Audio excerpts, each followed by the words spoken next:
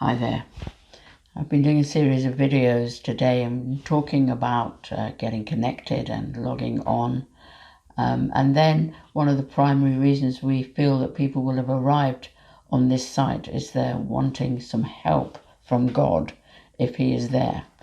And I want to talk now about anxiety. Now, I am a counsellor. I've been a counsellor for over 30 years. And so I've worked a great deal with people in all sorts of different problems. And it is very, very common that when people come in crisis that they are crippled with anxiety.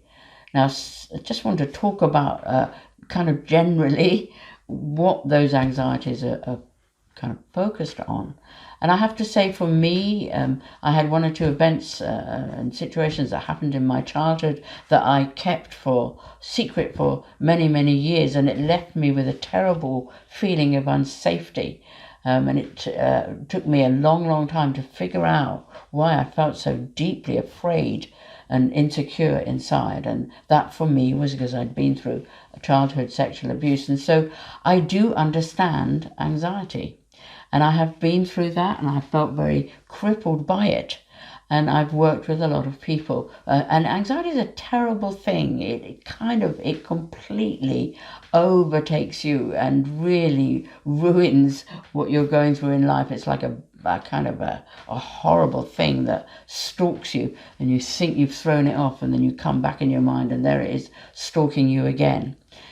And I suppose this pandemic that we're just kind of 3 months into was a bit of a crunch point for me. Because it was something that I'd always dreaded. People have got their secret fears. For John, it's kind of being buried alive. For me, it was a pandemic. So when it first arrived in January, I was on high alert already. And then, of course, I'd watched Ebola and I'd watched some of the other things, and they'd been concerning, but they hadn't come like this tsunami of illness that's hit the whole world. And so I watched it build up, and my anxiety increased and increased and increased. And so I got to the point then where it arrived in this country, and I was kind of obsessing about it, and I was looking at all the different news things, and I was sitting down, and I suddenly realised I needed to pull myself together, because actually all I was thinking about was coronavirus and the impact it might have. And so I will share at some stage what really helped me at that point. But one thing I did really recognise, and I stopped and thought, why is this hitting me so badly? And I remembered an incident with my mother. Now, my mother had a bad heart, and she was backwards and forwards into hospital. But one train journey I really, really remember, because under my eyes, my mother got iller and iller and iller. Now, what was going on is she was having an allergic reaction to penicillin. So she was finding it difficult to breathe. And you know what some of these reactions are like. They are really severe. And so I must have been about 4.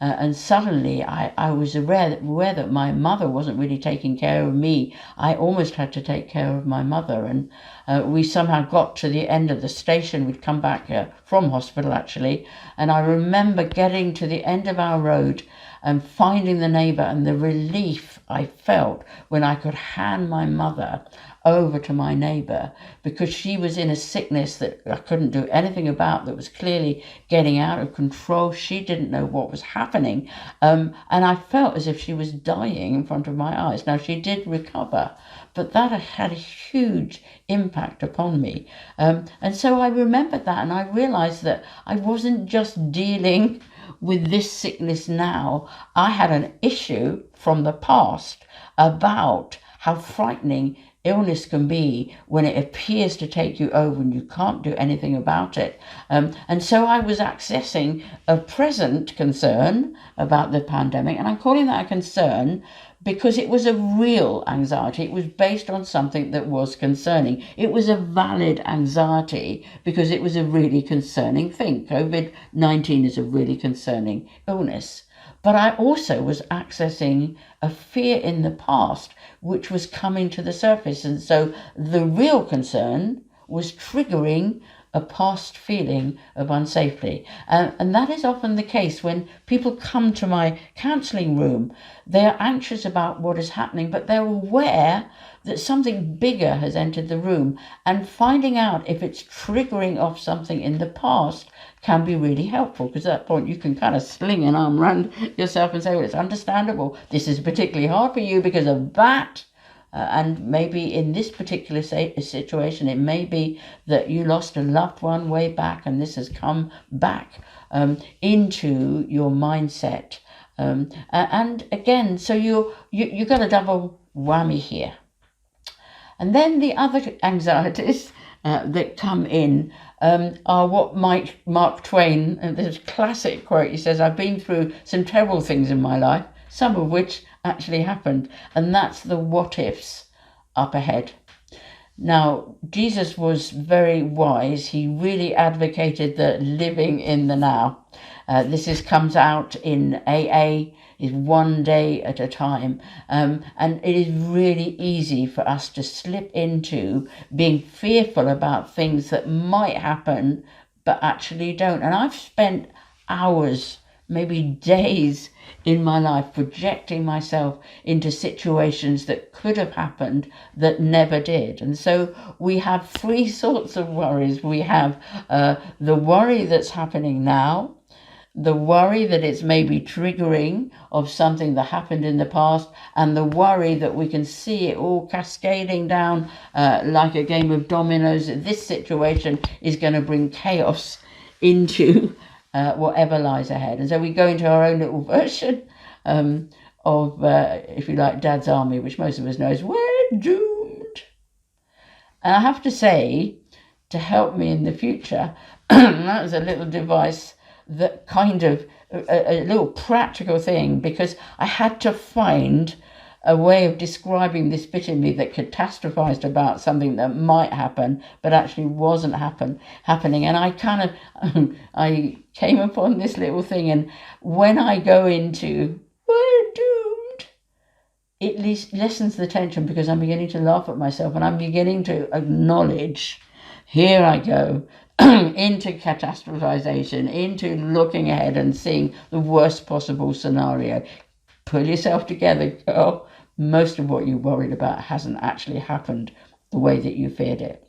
So I'm just in this video, just really highlighting the anxieties that we face, the anxieties of the now, which are very real, the concerning things in life that, you know, and again, in this particular era with the COVID-19, there's some very, very real issues on the table. And though there's bits in this where I've kind of been a bit humorous, please don't hear this as a trivialization of the situation you might be finding yourself in.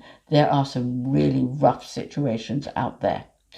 But I'm just explaining that may trigger off stuff, memories that you have in the past, and it may be that you're looking down the road further ahead and wondering what on earth you're going to be able to do.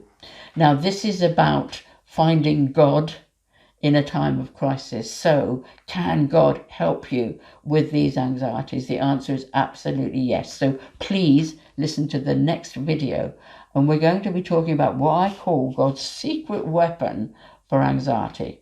And do come and join me, because I'd love you to know what that secret weapon is. Bye-bye.